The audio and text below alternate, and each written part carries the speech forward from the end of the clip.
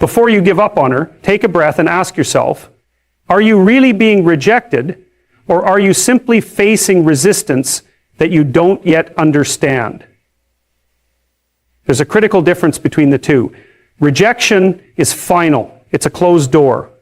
But resistance, more often than not, is fear in disguise. It's guardedness. It's unresolved history showing up in the present. And if you misread it, you'll walk away from someone who wasn't pushing you away. They were waiting to see if you'd stay. See, a lot of men give up too quickly, not because they're weak, but because they're tired. Tired of mixed signals. Tired of feeling like they're not enough. Tired of emotional walls that don't seem to move. But what they don't realize is that sometimes those walls aren't there to keep you out.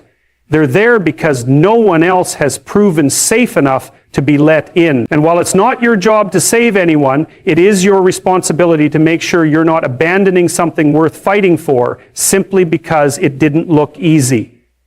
She may be distant, cold, or confusing, and you might take that personally. You might think, she doesn't want me, she doesn't value me, she's not serious. But often she's just scared.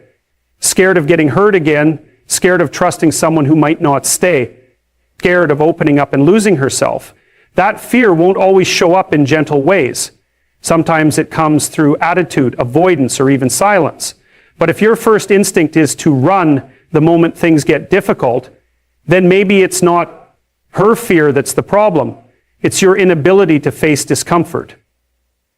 The man who has emotional maturity doesn't just react, he observes. He watches what's beneath the surface. He doesn't chase or beg, but he doesn't walk away at the first sign of resistance either. He holds steady. Because sometimes the only way to show someone you're different is by not flinching when they test you. And yes, women test, but not always because they want to manipulate you. Sometimes it's their subconscious way of asking, can you handle all of me? Not just the smiles, but the storms too? Now, this isn't a free pass to accept disrespect. That's not what I'm saying.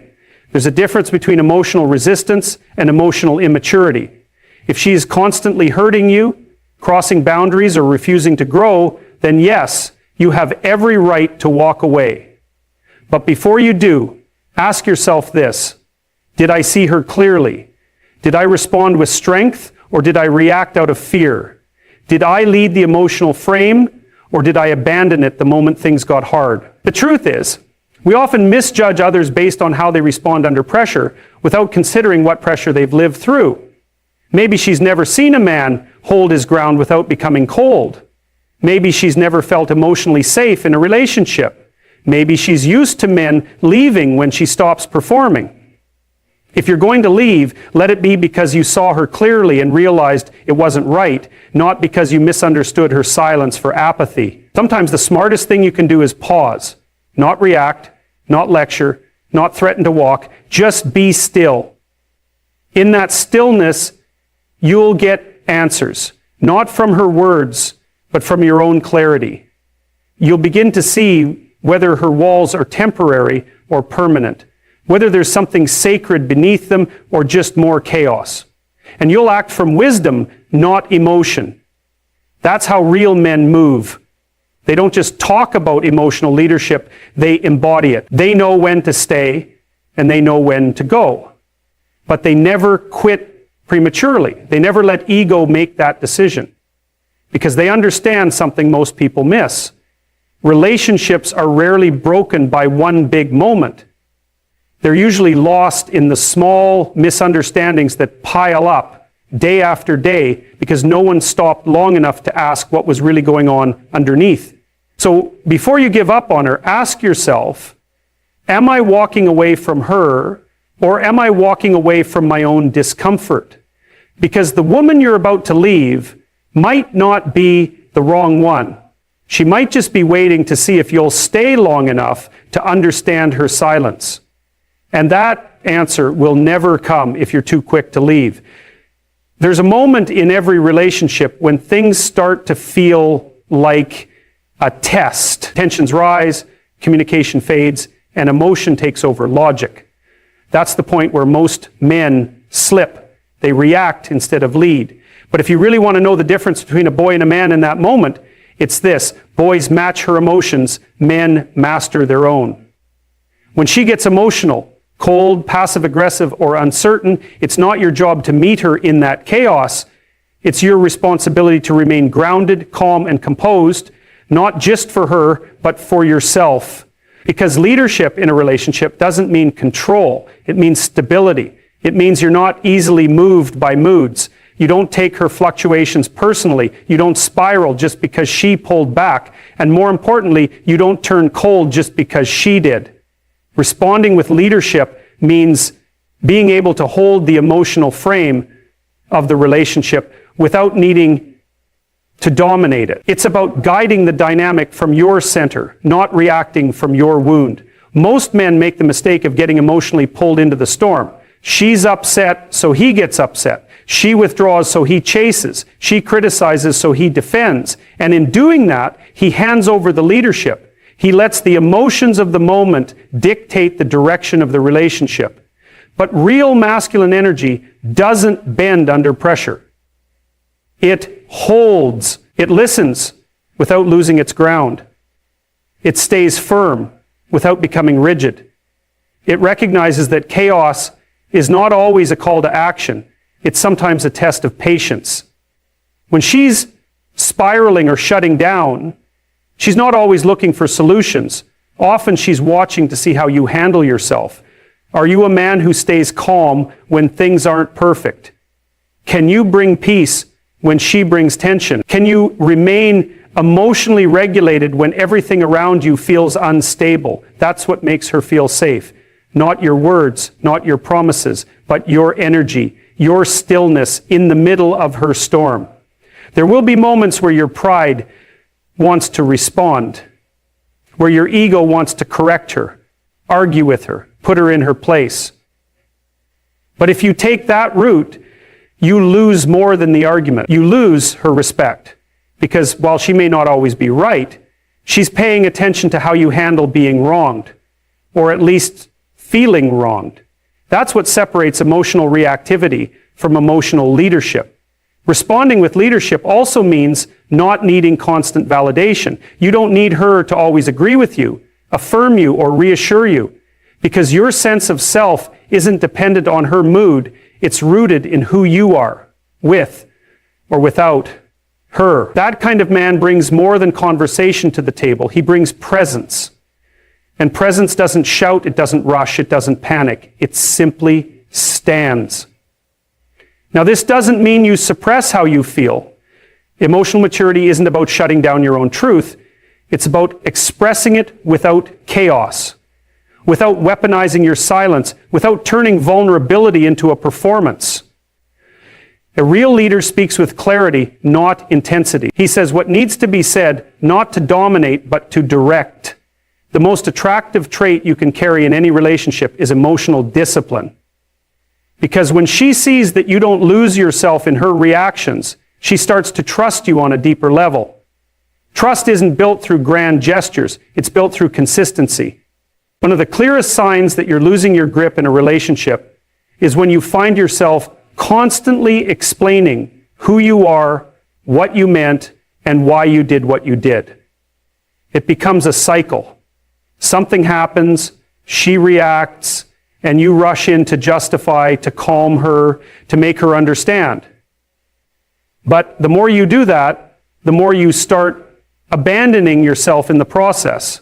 Because here's the hard truth. When you're always explaining yourself, you're no longer leading, you're negotiating your worth. A man who knows who he is doesn't need to be understood by everyone. He doesn't need constant validation or approval. He lets his actions speak, his boundaries stand, and his energy carry the message. If a woman doesn't understand your intention after you've lived it consistently, maybe it's not your communication that's the problem. It's that she doesn't want to see you clearly. And in that case, no amount of explaining will ever be enough. The moment you feel the need to defend your masculinity, your decisions, or your emotional boundaries, you've already surrendered something sacred, your inner frame. And once that happens, You're no longer creating the dynamic, you're reacting to it. You're no longer holding the emotional space, you're filling the gaps she left open. You're not leading, you're chasing emotional permission to just be who you are. This happens in subtle ways. She questions your tone, and instead of calmly reaffirming your intention, you start explaining what you meant, why you said it, how she misread it, and how you didn't mean to upset her. She pulls away, and you rush to close the distance with reassurance and reasons. She throws out emotional bait, and you bite every time, hooked by the need to be understood instead of grounded in your own clarity. But leadership, real leadership, doesn't explain itself. It just is. It doesn't scream to be acknowledged. It remains solid, even when misunderstood. And that's what a woman ultimately respects. Not your ability to justify every word, but your ability to stay centered when she's emotional, confused, or trying to pull you into a storm of overanalysis. It's easy to confuse love with emotional submission. We think if we just explain better, communicate more, or try harder to be understood, things will get better. But in reality, every time you explain what should already be obvious, you chip away at the authority of your presence. You become smaller in her eyes, not because you're weak, but because you're putting your clarity up for negotiation. Masculine energy doesn't beg for understanding. It simply lives its truth. If you've communicated your values, your intentions, and your expectations clearly, that's enough. If she's still unsure, confused, or constantly second-guessing you, then she's not looking for answers. She's looking for control. And your job is not to give her more control over your identity. Your job is to remain the author of your own narrative. There's a quiet power in restraint, in letting your silence speak when you know your heart is clean, in refusing to enter conversations designed not to build connection, but to provoke insecurity. You don't owe your peace to someone who constantly disrupts it. You don't owe explanations to someone who's already decided not to hear you. A healthy relationship doesn't require constant justification. It requires mutual understanding. It's not about talking your way into respect. It's about embodying the kind of presence that commands it. And sometimes the strongest thing you can do is stop explaining and simply start living your standards. The moment you return to your center, the dynamic shifts. You stop asking for her permission to be yourself. You stop waiting for her to approve your choices. And you start showing up not as a man who needs to be understood, but as a man who's already aligned with his values, with or without her agreement. That's not indifference, that's clarity. And clarity is magnetic. When a man leads with grounded presence, instead of constant explanation, he doesn't have to demand respect. It finds him. So before you give up on her, before you feel the urge to plead your case once again, ask yourself this: am I trying to be heard, or have I already spoken enough? Because the man who holds the frame never needs to explain the frame, he lives it. And that's more powerful than any words you could ever say. Sometimes what feels like conflict in a relationship is actually something more subtle. It's not hatred, it's not anger, it's not even rejection. It's a test. A quiet, unspoken question she's asking without using a single word. Can I trust your strength? You see, women don't always test you to be difficult. They test to feel safe. Not safe in the physical sense, but emotionally. Safe to be vulnerable, safe to be feminine, safe to relax. And that kind of safety doesn't come from flowers, gifts, or romantic words. It comes from your emotional steadiness when the ground starts to shake. Her tests are often misunderstood by men. When she gets sarcastic or emotionally reactive or throws a small jab your way, it's easy to see that as disrespect. But it's not always meant to hurt you. It's not always meant to push you away. In fact, sometimes she's subconsciously drawing closer, trying to find out if you'll stay solid when she gets messy, if you'll still see her clearly when she's not showing her best side, if you'll lead emotionally when she's unsure. This is why your reaction matters more than you think. When you get defensive, retaliate, or try to teach her a lesson, you fail the test, not because she wants you to be passive, but because she wants you to lead, not through control, not through aggression, but through groundedness, through presence, through the ability to witness her without flinching. Doesn't mean tolerating abuse. It means knowing the difference between a cry for leadership and a sign of disrespect. That's a distinction wise men learn to make. Let's say she throws an emotional curveball. She questions your motives, she tries to guilt you, or maybe she's just cold and distant for no obvious reason. That's where most men panic. They feel the need to fix it immediately, to get her to talk, to demand clarity. But the man who really understands feminine psychology knows this isn't the moment for words. It's the moment for stillness, for holding your emotional posture, for not letting her emotional chaos pull you off center. Because here's what happens when you stay calm in the middle of that storm. She sees something rare. She sees a man who doesn't need her approval to feel confident. A man who doesn't fall apart because she's having a hard day. A man who won't abandon her emotionally just because she's not being soft and affectionate every minute. And ironically, that's when she softens. That's when she starts to feel safe enough to put the walls down. Because she knows you're not going anywhere just because she got complicated. Women don't always say what they feel, but they always remember how you made them feel. If you make her feel like she has to be perfect for you to stay, she won't trust you. But if you can stand still when she's testing you, when she's not making it easy, when she's being cold or withdrawn, she starts to believe that maybe this is different. Maybe you're not like the others who got intimidated by her emotional range. That's why the strongest men are not the loudest. They're the most centered. They don't try to control her, they just control themselves. They don't need to match her energy. They stay rooted in their own. And that gives her space to settle into hers. When she tests you, she's not trying to dominate you. She's trying to feel your depth. Not your logic, not your arguments, not your explanations. There's a kind of strength that doesn't get talked about enough. Not the loud, dominant kind. Not the type that wins arguments or takes control of the room. I'm talking about the kind of strength that allows you to walk away, not out of anger, not out of ego, but from a place of deep clarity.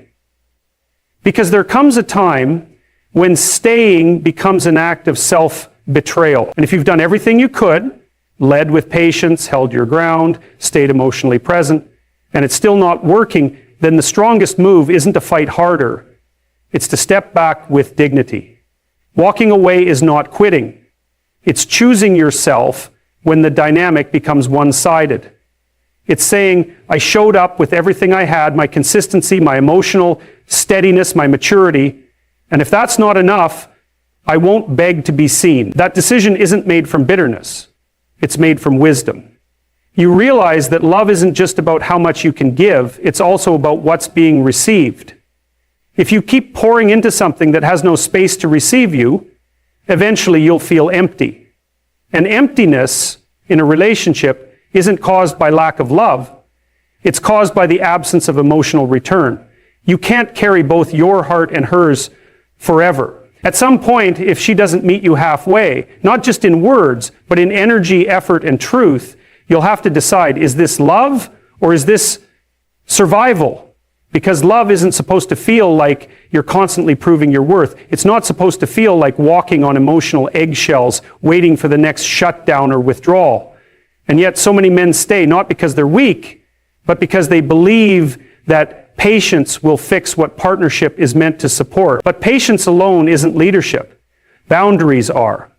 You see, a woman who truly respects you doesn't just want your presence, she values your peace. She wants you to be yourself, not her emotional caretaker. She wants your strength, yes, but not at the expense of your sanity. And if she can't meet you with honesty, with softness, with any effort toward mutual growth, then your decision to walk away isn't abandonment, It's self-respect. And this is where most men hesitate. They've been conditioned to think that leaving is failure. That if they could just be more patient, more understanding, more emotionally available, she'll come around. But love is not a reward for endurance. It's a reflection of mutual alignment. If she's not willing to meet you in that space, then staying becomes a slow erosion of your own masculine core. You begin to second-guess your instincts. You become overly accommodating. You suppress your truth just to keep the peace. And that's not love. That's codependency dressed up as devotion. You've probably already felt it, haven't you? That inner knowing. That quiet truth that says, this isn't growing anymore. Maybe you've ignored it, hoping for a shift. Maybe you've held on because the highs were so good, and you keep believing those highs will return. But relationships aren't built on moments. They're built on patterns. And if the pattern is imbalance, distance, inconsistency, or emotional punishment, then no matter how much you give, it will never be enough, because the issue isn't what you're doing, it's what she's refusing to do. This doesn't mean she's a bad person. It doesn't mean you have to demonize her or carry resentment. It just means she's not your person. Or maybe she was, but only for a chapter. Not every connection is meant to last forever.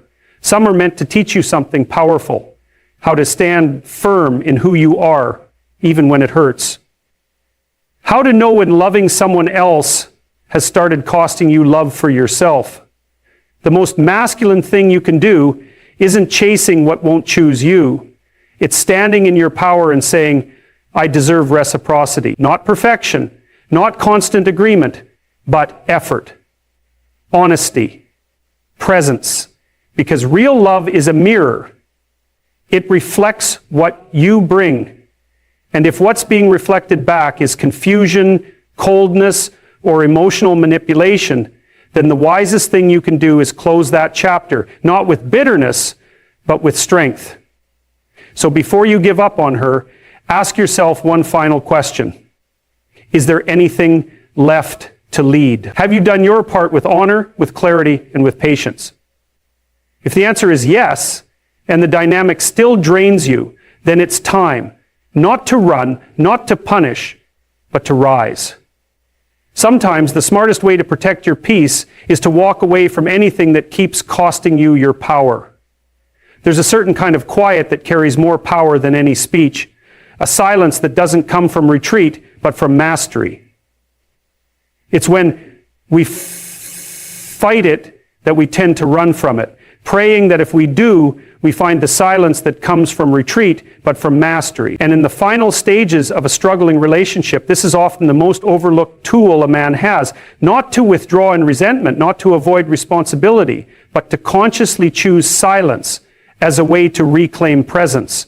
Because when things feel like they're unraveling, when nothing you say is being heard, and every conversation turns into a loop of blame, defense, or emotional chaos, your words become noise. And the smartest move, the one that shifts everything, is to stop explaining and start embodying. When she no longer respects your voice, let her meet your silence. Not the cold kind, but the grounded kind. The kind that doesn't punish her, it stabilizes you. Because the more you try to fix it through words, when her heart is already closed, the more dignity you lose. You become a man chasing resolution instead of holding vision. And women may resist a man who walks away, but they lose all attraction for a man who abandons himself just to be tolerated. This silence isn't passive, it's full of strength. You're not ignoring her. You're no longer engaging in a dynamic that drains your masculinity. You've said what needed to be said. You've shown up with your values, your intention, your clarity, and now, instead of repeating yourself or pleading to be understood, you let your stillness speak. Because sometimes the most commanding message you can send is the one you don't deliver out loud. That silence becomes your reset. You stop reacting, you stop feeding the emotional volatility, you stop negotiating your truth. And in that stillness, something powerful happens. You remember who you are. You remember the man you were before you got lost in trying to fix her feelings, before you confused peacekeeping with leadership. You come home to your frame. And ironically, that's when everything shifts, because your energy becomes rooted again. You're no longer on edge waiting for her next emotional swing or approval. You've taken yourself off her roller coaster. And she feels that. Whether she admits it or not, she feels it. When your emotional dependence on her ends, when your happiness no longer hinges on how she's feeling that day, when you stop trying to prove you're enough and start living like you are, it doesn't mean you stop caring. It means you stop leaking power. This kind of presence invites a different kind of response. Sometimes she softens, sometimes she comes forward, and sometimes she pulls away completely. But either way, your energy has shifted. You're no longer in the dynamic of trying to be chosen. You've already chosen yourself. And whether she rises to meet you or walks away, you're no longer afraid of either outcome. Because at the core of masculine leadership is this principle. You don't chase respect, you embody it. You don't force love, you invite it through your own alignment. And when she realizes that the man who once over-explained, over-apologized, and overreached has now become grounded and quiet, not as a tactic, but as a state, she's faced with a new decision. Meet him there, or lose him completely. This isn't about playing games. This is about breaking the pattern. Words can only go so far. If she hasn't felt your truth through your actions by now, another explanation won't fix it. So instead, you shift into presence, into full self-possession, into the kind of leadership that doesn't ask to be followed. It inspires it. There's a reason why the men who truly master themselves are so rare, because it's easier to argue than to be silent. It's easier to beg than to walk away. But that silence, that pause, is the moment you take your power back. And maybe, just maybe, that's the very moment she wakes up to what she's about to lose. So, before you give up on her, give up the need to be understood. Let her feel your absence, not as punishment, but as reflection. Let her see what life feels like without your energy trying to hold everything together. And if she doesn't come forward, you haven't lost her. You've finally stopped losing yourself.